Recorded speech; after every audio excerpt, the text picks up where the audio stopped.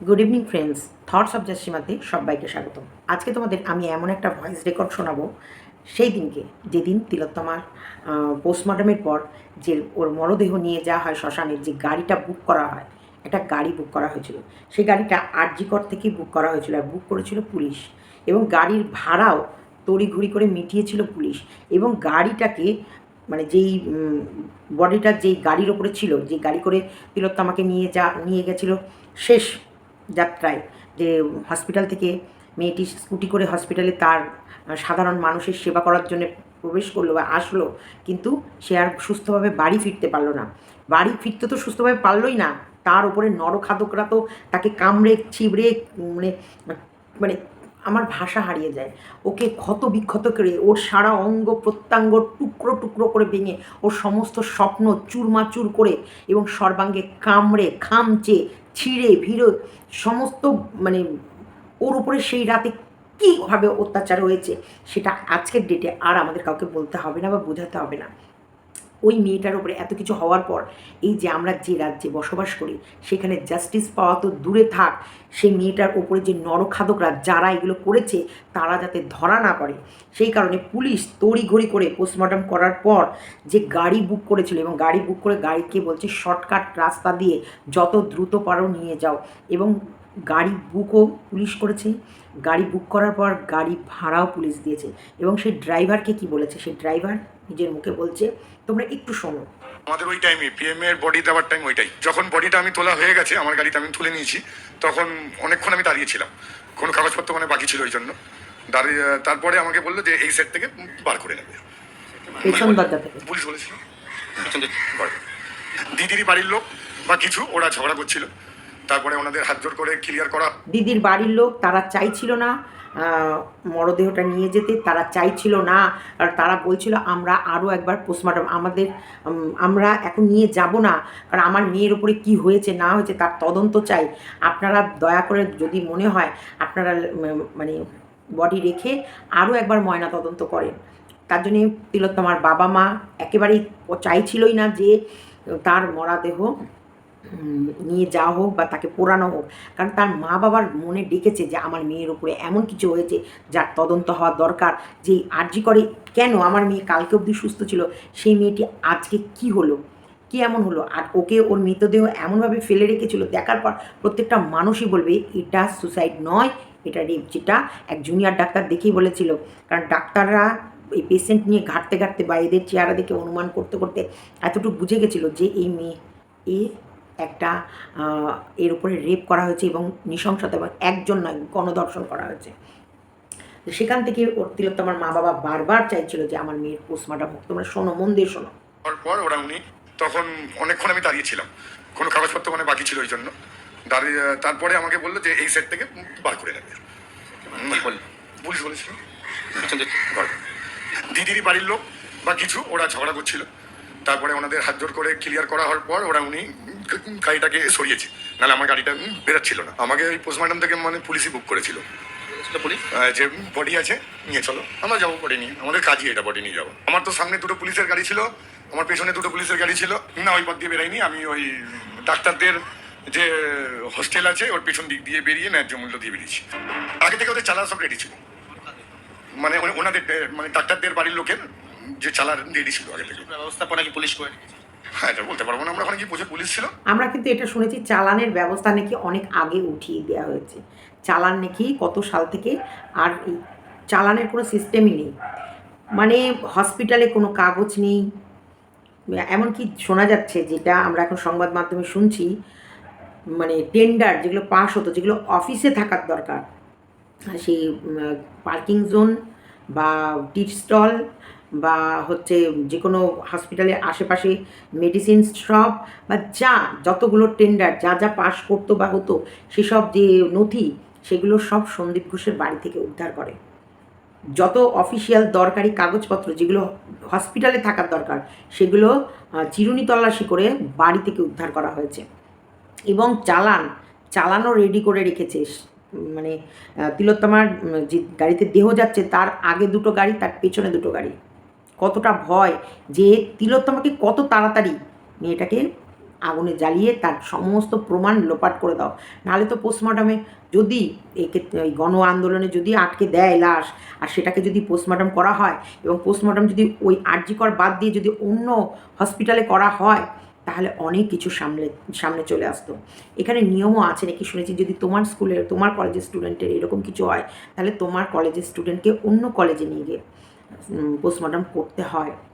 সেক্ষেত্রে আরজি করে অন্য কলেজ থেকে ডাক্তার ডেকে নিয়ে আসা হয়েছে, আর সেই ডাক্তারগুলো চয়েস সন্দীপ ঘোষী করেছে, যে বলে দিয়েছে অমুক অমুক ডাক্তারকে পাঠান আপনাদের মেডিকেল কলেজ থেকে বা হচ্ছে আমাদের আরজি করে এখানে তারা পোস্টমর্টম করবে। এই ডাক্তারগুলো যেগুলোকে অন্য হসপিটাল থেকে নিয়ে এসেছে তাদেরকেও চয়েস এই সন্দীপ ঘোষী করেছে। ওখানে গিয়ে আমি 8 ঘন্টা ছিলাম শ্মশানে, পানিয়াটি শ্মশানে। রিলিজ হয়ে যাওয়ার পরে আমাকে টেচার রিটার্ন করে দেয়, আর আরও অফিসার ছিল, কাউন্সিলর ছিল। তো আমি আর পয়সা কারোর থেকে চাইনি, কেন ভিড়ভাড়টা থেকে আমি বেরিয়ে যাচ্ছিলাম। পুলিশ এসে দৌড়ে এসে আমাকে টাকা দিয়ে গেছে। আমাদের প্রস্তুতি তুঙ্গে, আমরা আন্দোলন চালিয়ে যাওয়ার একটা খুবই ভালো জায়গায় আছি। আমরা আন্দোলন, তার মানে একটা মানে কতটা পুলিশের দায়িত্ব কাঁধে নিয়ে নিয়েছিলেন। পুলিশের দায়িত্ব, সব পুলিশের দায়িত্ব, কিন্তু ইনভেস্টিগেশন সেটা ওনাদের দায়িত্ব না। যেটার জন্যে ওনারা ওই পদে বসে আছে সেটা কিন্তু ওনার দায়িত্ব না সত্যিকারের। এই কারণে না তোমাদের একটা শোনাবো, তোমার মানে শোনাবো এক্ষুনি শোনাবো। ছি ছি ছি ছি ছি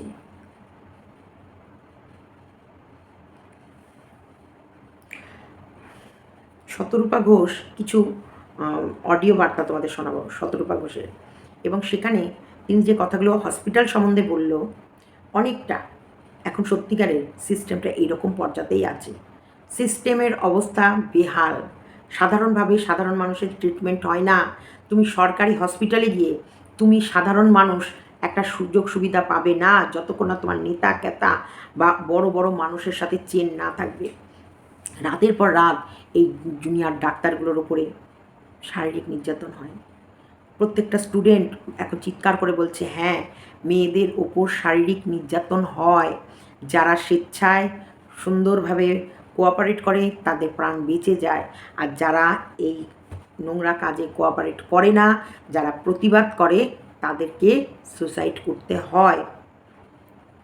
মেরে দেয় ওরা, কিন্তু বাইরে বেরোয় ওটা সুসাইড না করে। যে ডাক্তার এই আরজি করের তোমার হচ্ছে সন্দীপ ঘোষ, যাকে হংকং ওখানটায় নোংরা মানে পুলিশ কেস হয় যে উনি একটা স্টাফের গায়ে নোংরাভাবে হাত দিয়েছে, ওনার পেছনের অংশে হাত দিয়েছে এবং সামনে, এবং সেটার জন্যে কেস করে। এটা জানার পরেও কি করে আমাদের স্বাস্থ্যমন্ত্রী তাকে এত বড় একটা হসপিটালের প্রিন্সিপাল রূপে বসিয়ে দেন, কী করে? তার মানে নোংরা, মানে আমাদের সমাজটা এখন নোংরা মানুষদের হাতে চলে গেছে। তাহলে নোংরা মানুষদের হাতে যদি আমাদের সমাজ থাকে, আমরা আগামী প্রজন্মকে কি শিক্ষা দেব? এখন যেগুলো আমরা শুনছি, নার্কো টেস্ট হবে সন্দীপ ঘোষের, কারণ সন্দীপ ঘোষ কখনো হ্যাঁ বলছে, কখনো না বলছে, কখনো কিছুই বলছে না।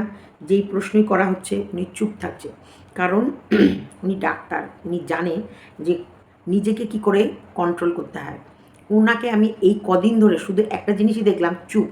মানুষ যদি ওনাকে ধরে মারছে তখনও উনি চুপ, ওনাকে মানে সিবিআই প্রশ্ন করলেও উনি চুপ, সিবিআই ওনার যত নথি বের করে নিয়ে এসে ওনার সামনে রেখে দিলেও উনি চুপ।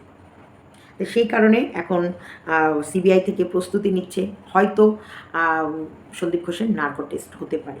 আর নার্কো টেস্ট হওয়ার পর ফলাফল কী আসবে সেটা আমরা অবশ্যই চোখ রাখবো বা দেখব। কিন্তু আমাদের স্বাস্থ্য ব্যবস্থা ভালো নেই, আমাদের সমাজ ব্যবস্থাটা ভালো নেই, আমাদের সমাজ ব্যবস্থা নোংরা মানুষদের হাতে চলে গেছে। একটা মেয়েকে মেরে পুলিশ পাহারা দিয়ে সেই মেয়েটার প্রত্যেকটা প্রমাণ লোপাট করে মেয়েটাকে একেবারে ধরাশায়ী করে দিল। সিবিআইও মানে পাচ্ছে না, মানে সিবিআইও এই সিস্টেম দেখে এরাও লড়াই করে মানে করে উঠতে পারছে না, কারণ শাসকের এগেনস্টে যেখানেই যাচ্ছে সেখানটাই এরা বাধা পাচ্ছে। আইন ব্যবস্থা নাকি পশ্চিমবঙ্গের এতটাই খারাপ, তার জন্য চাইছে সিবিআই, আজকে হাইকোর্টে এটা জমা দিয়েছে, শুনছি যেটা আমি, যে তারা চাইছে এই রাজ্যের আইন ব্যবস্থা এতটাই খারাপ যে এখানকার সমস্ত আইন পদ্ধতিগুলো বাইরে অন্য কোর্টে, বাইরের কোর্টে মানে অন্য রাজ্যের কোর্টে নিয়ে গিয়ে সমস্যাগুলো সমাধান করা হোক। সেখানটাই সুপ্রিম কোর্ট থেকে তো মানে বলছে না, এরকম এটা কি করে সম্ভব। এটা তার মানে কি সিস্টেম এমনই খারাপ, এতই বাজে অবস্থা, এতই ভেতরে বেহাল, সিবিআইও ঠিক করে তদন্ত করে উঠতে পারছে না। কারণ এভিডেন্স সমস্ত যেখানেই যাচ্ছে তার আগেই ওরা সমস্ত লোপাট করার চিন্তা করছে।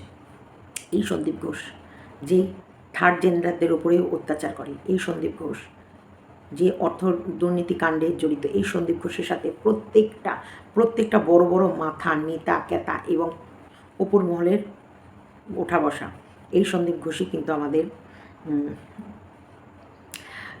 শাসক দলের নেত্রীর পা ভেঙে গেছিলো, পা সারিয়েছিল এবং শাসক দলের নেত্রী এই সন্দীপ ঘোষকেই শুভ জন্মদিনের উইশ করেছিল। তাহলে উনি এই নোংরাকে চিনতে পারেনি? উনি তো যখন এত বড় একটা রাজ্য চালাচ্ছেন, তাহলে এত বড় রাজ্যের মধ্যে এই এত বড় একটা ক্রিমিনালের হাতে এত বড় একটা দায়িত্ব দিচ্ছেন, উনি জানতে পারেননি? উনি বুঝতে পারেননি? ওনার চোখে কিছুই ধরা পড়েনি? স্বাস্থ্য ব্যবস্থার হাল এতটা খারাপ, স্বাস্থ্য সিস্টেমটাই ভেঙে গেছে, শিক্ষা আর স্বাস্থ্য শেষ, শিক্ষার হাল আর স্বাস্থ্যের হাল এরকমভাবে ভেঙে গেছে। তাহলে উনি যখন কিছুই বোঝে না, কিছুই জানে না, কিছুই ঠিক করতে পারছে না, তাহলে এই পদটা ধরে রেখেছে কেন, বা এই পদে উনি বসেছেন কেন? এই প্রশ্নটার উত্তর কি উনি দিতে পারবে? আজকে এরকম অভয়া, কত অভয়ার যে প্রাণ চলে যাচ্ছে সেটা আমরা হিসাবও রাখি না, এবং আমরা জানিও না যে কত অভয়ার প্রাণ এইভাবে ওরা নিয়ে নিচ্ছে। আজকে অভয়ার মা বাবা শক্ত ছিল বলে, আজকে অভয়ার মা বাবা আওয়াজ তুলেছিল বলে তার সাথে সাথে প্রত্যেকটা মানুষ আওয়াজ তুলেছে। আজকে সারা পশ্চিমবঙ্গের মানুষ রাস্তায় কেন চিৎকার করছে? কেন ছোট ছোট বাচ্চারা চেঁচাচ্ছে? তারা তাদের ভবিষ্যৎ বাঁচাতে চাইছে। কবে পাবে বিচার? কবে হবে বিচার? সত্যি কি পাবে বিচার? জানি না। এইভাবে কি করে হয়? একটা মানে লাশকে এরা ভ্যানিশ করে দিতে কয়েক ঘন্টা লাগালো না। তাহলে এরা কত বড় বড় দুষ্কৃতি কাজ করে রেখেছে, যেগুলো চাপা দেওয়ার জন্যে এরা কত মানুষের বলি দেবে, বা অগুন্তি কত মানুষকে রেডি করে রেখেছে এইগুলোকে বলি দেবে বলে।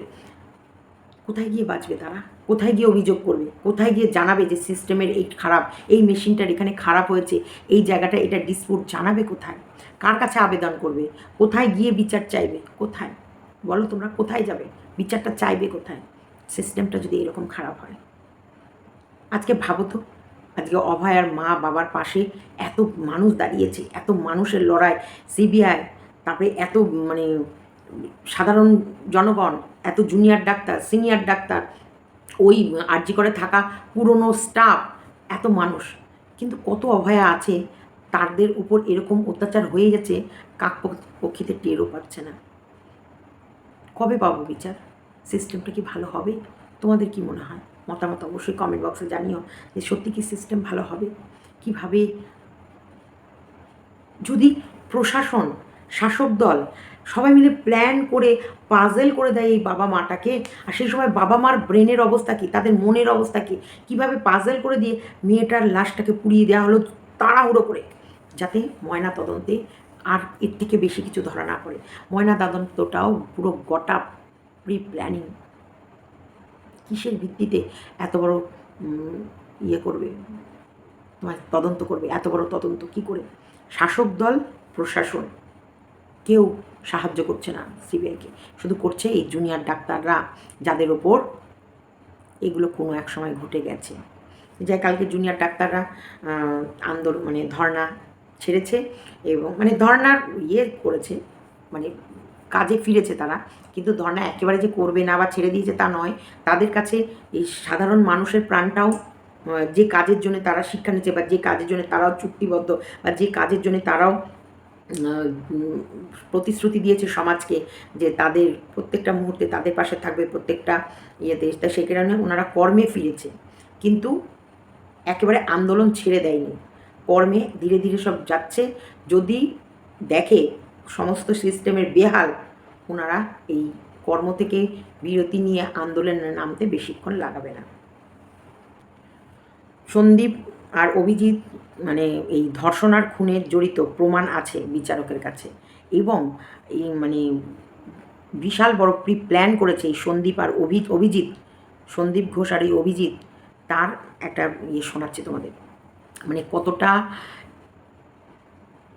মানে এরা কত প্ল্যানার, বড় সড়ো প্রমাণ বিচারকের কাছে। সন্দীপ ঘোষ ও অভিজিৎ মণ্ডল বৃহত্তর ষড়যন্ত্রে জড়িত, আদালতে জামিন মামলার শুনানিতে এমনই দাবি করলো সিবিআই এর আর কি বক্তব্য, কি জানতে পারছি আমরা জানবো। আমাদের সঙ্গে টেলিফোনে রয়েছেন আমাদের প্রতিনিধি সুজয়।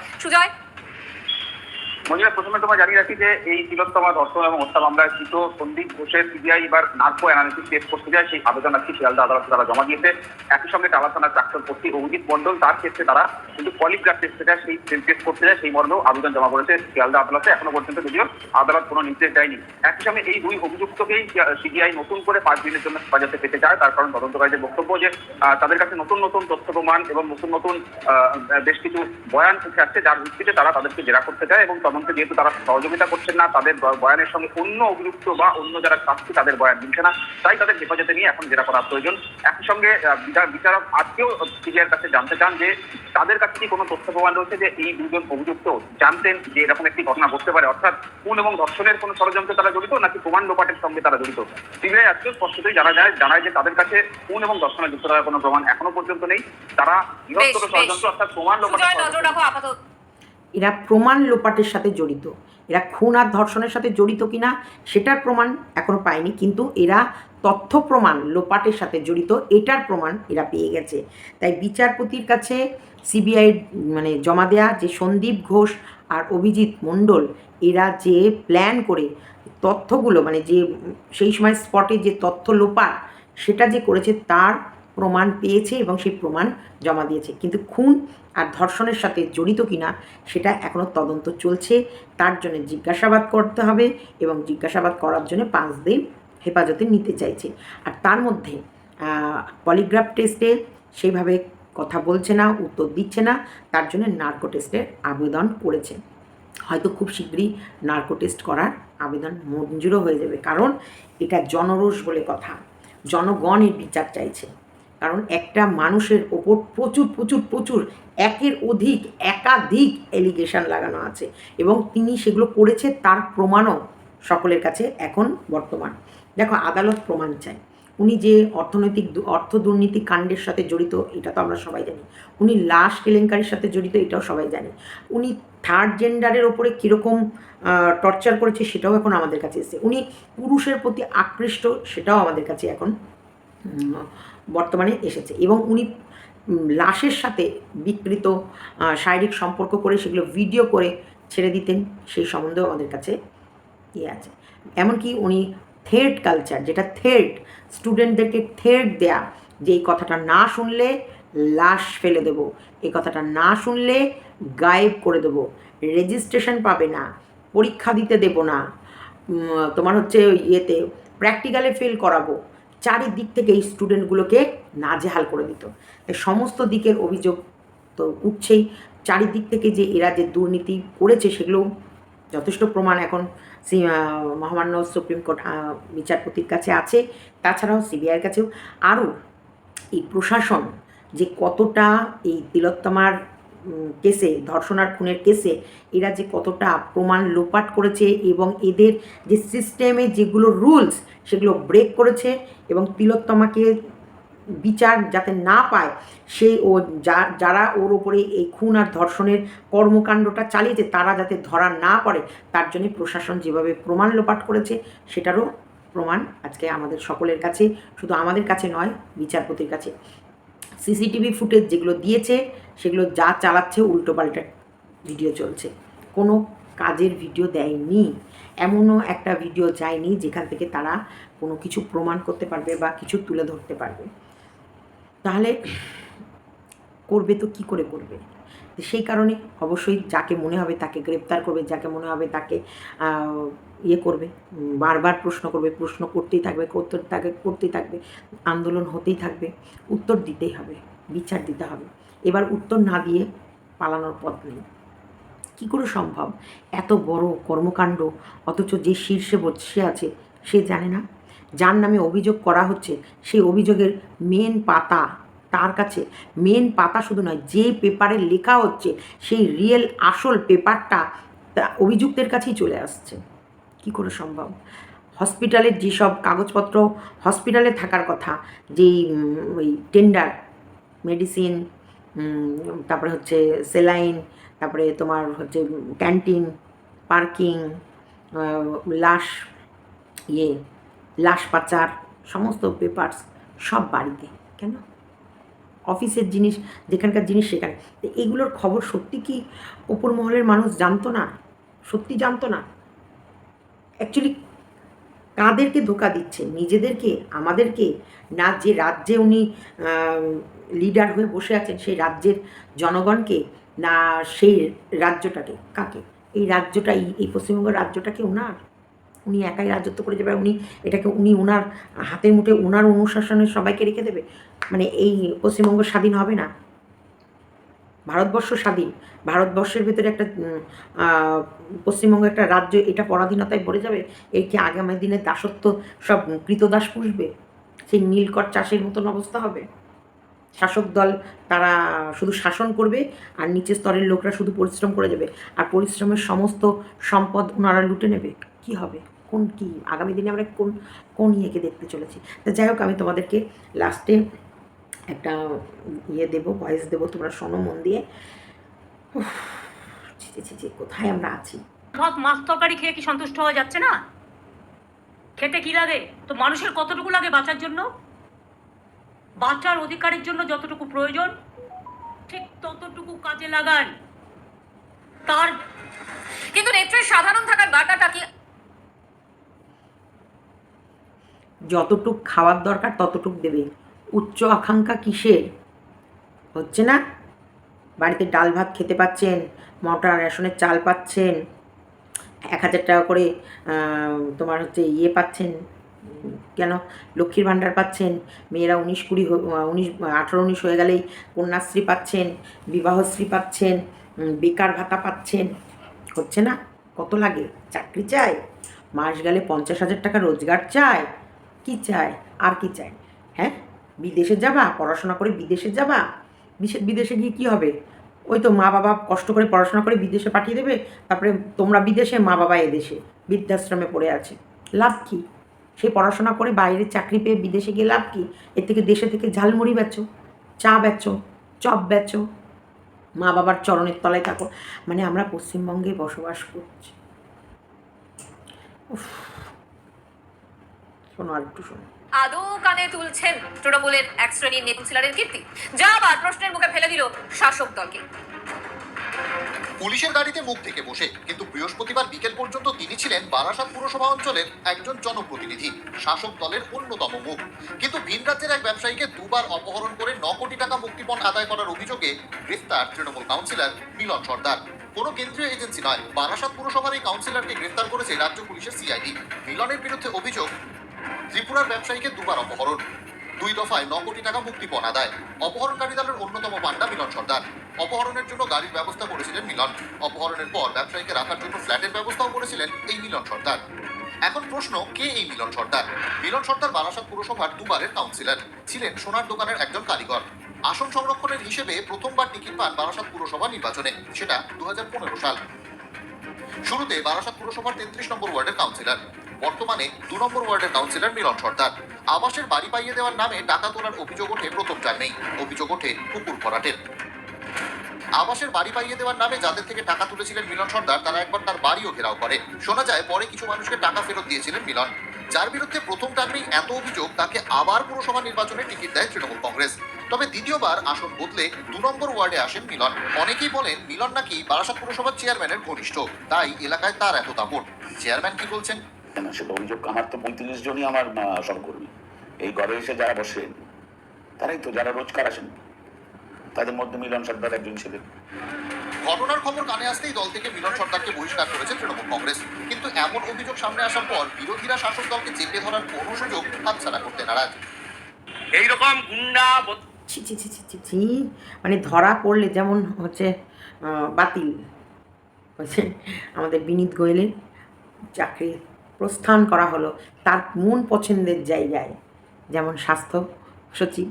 ইস, দেখো তোমরা কান খুলে শোনো, একজন বিধায়ক সে মানুষ অপহরণ করছে, বিধায়কের হাতে টিকিট গেল কি করে? একজন অপহরণকারীও কি আমাদের তাহলে আমরা কোথায় আছি? তোমরাও লেখো আমরা কোথায় আছি, আগামী পদক্ষেপ আমাদের কি হওয়া উচিত, আদতে আমরা কোথায় গিয়ে পৌঁছাবো? সত্যি চলো টাটা, গুড নাইট। তবে we want justice, we demand justice, এটা ভুলো না প্লিজ, ভুলো না তিলোত্তমার কথা। আমরা এত কিছু হবে আমরা জানতামই না। আর এইসব রাজ্য রাজনীতি রাজধানী এগুলো নিয়ে আমাদের মাথা ব্যথা নেই। আমরা সাধারণ মানুষ, আমরা সাধারণ ঝগড়াঝাঁটি মনোমালিন্য ভালোবাসা এগুলো নিয়েই থাকতে ভালোবাসি। কিন্তু এখন যে রাজ্যে বাস করছি সেই রাজ্যে যদি আমাদের স্বাধীনতা না থাকে তাহলে আমরা কোথায় যাব? তাই আমাদের যখন দেয়ালে পিঠ থেকে যাবে আমরা কি করব? চিৎকার, আর সেই চিৎকারটা একসাথে করব যাতে ওদের কানে তালা লেগে যায় আর আমরা আমাদের বিচার যেন পাই। সবাই ভালো থাকবেন। অবশ্যই আমাদের প্রতিবাদ করতে হবে, আপনারা কমেন্টের মাধ্যমে, আমি আমার চ্যানেলের মাধ্যমে।